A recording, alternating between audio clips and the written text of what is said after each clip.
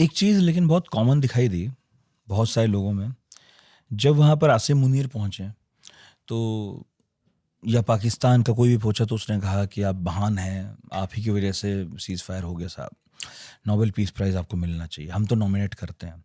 और भी कई नेताओं ने यही कहा। कल की मीटिंग में भी जो भी बोल रहा था वो साहब मतलब स्तुति गान से ही शुरू कर रहा था सबको, साहब आपने ये किया, आपने ये जेलेंस्की किया। ने इनफैक्ट पहले 6 जो सेंटेंस थे उसमें हर सेंटेंस में thank you thank you thank you बोलते रहे वो तो। जब जेडी वांस ने कहा था पहले बिल्कुल कि थैंक बिल्कुल यू बोला आपने एक बार भी, एक बार इस एक बार वो 6 बार 6 बोले बार शुरू में ही। तो उन्होंने शुरू इसी से किया। और इनफैक्ट मुझे लगता है कि अभी सारे जो यूरोपियन लीडर्स हैं इंक्लूडिंग जेलेंस्की वो अभी समझ गए कि ट्रम्प से कैसे डील किया जाए। इनफैक्ट इजरायली पीएम ने, मुझे याद है ये बात कही थी कि मैं पीएम मोदी से बात करूंगा, उन्हें बताऊंगा, थोड़ा बताऊंगा कि ट्रम्प को कैसे मतलब बात की जाए उससे। तो हम एक ऐसे दौर में हैं कि एक खुशामद पसंद नेता दुनिया का सबसे ताकतवर आदमी है। नहीं उसमें देखिए कि एक चीज़ ये भी समझने की ज़रूरत है कि ट्रम्प की अपनी मानसिकता है। ट्रम्प और इनफैक्ट जो मैगी हैबरमैन एक न्यूयॉर्क टाइम्स की जर्नलिस्ट है जो वाइट हाउस कवर करती है, तो उन्होंने किताब लिखी ट्रम्प पर और उस किताब का नाम था कॉन्फिडेंस मैन। तो एक तो ये चीज़ आप समझिए कि किस बैकग्राउंड से कैसे इवॉल्व हुए हैं ट्रम्प, ये हमको समझने की ज़रूरत है। और सबसे मेन चीज़ है कि उनको लगता है कि मैं दुनिया का सबसे बड़ा नेगोशिएटर हूँ। तो वो अपने जो बिजनेस एक्सपीरियंस है, तो रियल एस्टेट का एक्सपीरियंस है, हाँ डील मेकर है, तो उनको मतलब ये अपने आप को हमेशा बोलते हैं कि डील गाय। और अभी भी देखिए कि जो उनके ट्वीट्स आ रहे हैं ट्रम्प के, जो एक्चुअली ट्रूथ सोशल पे जो डाल रहे हैं, तो उसमें क्लियर कट जो मीटिंग्स हो रही है कि 2 चीज़ों पर वो हाईलाइट कर रहे हैं कि पीस प्रेसिडेंट और दूसरी लीडरशिप।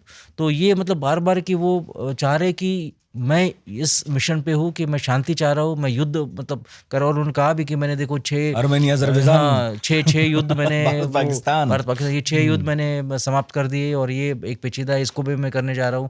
और मैं लीडरशिप की देखिए कि जब बाइडन था या उसके पहले तक कि लोग नहीं मान रहे थे, लेकिन आज देखिए कि ट्रम्प का हुआ कि एग्जैक्टली कि इतने सारे नेटो के मेंबर्स आए हुए हैं, नेटो सेक्रेटरी जनरल भी आया हुआ है, आए तो और सेक्रेटरी जनरल मतलब वो ये भी आए प्रेसिडेंट जेलेंस्की। तो इस तरह से एक वो संदेश देना चाह रहे हैं कि नहीं। और जो संदेश है कि प्लीज़ समझिए कि उनकी डोमेस्टिक पॉलिटिक्स का इमागा मेक अमेरिका ग्रेट अगेन, तो ये वही दिखाना चाह रहे हैं अपने जो कोर बेस है कि देखिए कि बाइडन ये नहीं कर पाया मतलब, और अल्टीमेटली टारगेटिंग ऑपोजिशन तो है ही उसमें, तो देखिए लेकिन मैं ये चीज़ कर पा रहा हूँ। वो दिखाना तो चाह रहे हैं सर, लेकिन न्यूयॉर्क टाइम्स वगैरह पढ़ रहा था मैं, उसमें वो तो ये कह रहे हैं कि भाई ना तो अलास्का में जीत मिली ट्रम्प को, देखा जाए तो पुतिन आए उस मीटिंग में, बॉडी लैंग्वेज पढ़ने वाले एक्सपर्ट भी कह रहे थे कि ट्रम्प थोड़े तनाव में दिख रहे थे, पुतिन बड़े खुश दिखाई दे रहे थे, निश्चिंतता के साथ आए, बढ़िया। अलास्का में मीटिंग रखकर ही ट्रम्प ने दिखा दिया कि हम ज़्यादा वल्नरेबल हैं, प्लीज़ आ जाओ आप, ये मेरे एजेंडे में भी था कि मैं युद्ध शांत करवाऊंगा, प्लीज़ आप बैठ तो जाओ। ट्रम्प वो पुतिन आए, बढ़िया बैठे, चले गए, बिना कोई ऐसी कोई ठोस बात हुए, ऊपर ऊपर की बातें हुई।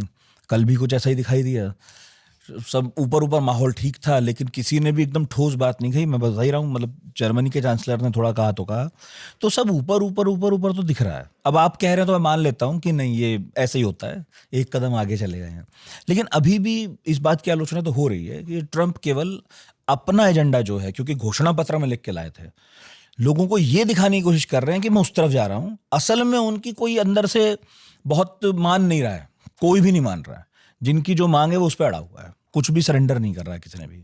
हमने नहीं सुना साफ साफ अभी तक, ना पुतिन के मुंह से ना जेलेंस्की के। नहीं ये देखिए कि मुझे लगता है कि ऐसी इस तरह से सोचना नहीं चाहिए। मुझे लगता है कि ये चीज़ एक बेसिक फंडामेंटल पॉइंट ये है कि ट्रम्प के आने के बाद, जैसे मैंने शुरुआत में भी कहा था कि अल्टीमेटली रशिया यूक्रेन वॉर जो इतने सालों से चल रहा था उस पर एक तरह से मतलब एक अटक गया था ये कि मतलब कभी जैसे मैं बोल रहा था कि कोई मतलब ना तो ये रशिया के फेवर में जा रहा था ना यूक्रेन के फेवर में जा रहा था।